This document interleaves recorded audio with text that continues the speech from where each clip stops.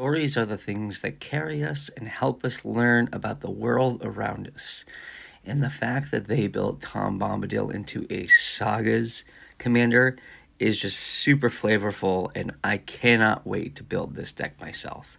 They call me harmless, and I give Magic the Gathering cards away. If you would like to decide which Deck Doctor video I do next, go ahead and join my Patreon for free through the link that's in my profile. And also, comment down below, what's a card that you think absolutely needs to be in a Tom Bombadil deck? My first cut in this deck is Battlefield Redguard. This is not a bad card, but in this deck specifically, you really want to be focusing more on those sagas than creating a bunch of tokens. And I'm going to replace that with a card that I had not seen until I was getting ready for this video. Femeref Enchantress with a saga deck is just very, very good.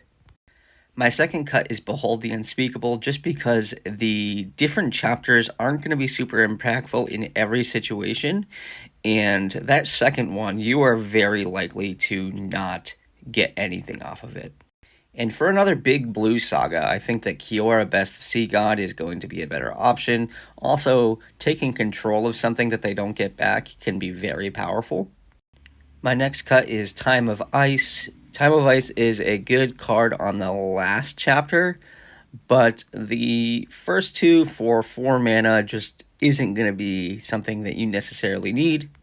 And I'm going to replace that with Cleansing Meditation. I have this in my Aloro Enchantress deck and in my Estrid deck, and this card is just very, very, very good because you are most definitely going to have at least 7 cards in your graveyard. Which leads me to my next cut. Hidetsugu Consumes All is a great card, but if we're going into a little bit more of the graveyard side of things, I think that it makes sense to take it out. And I'm going to replace that with Heroic Intervention, just because you need a little bit more prevention in this deck, especially at instant speed.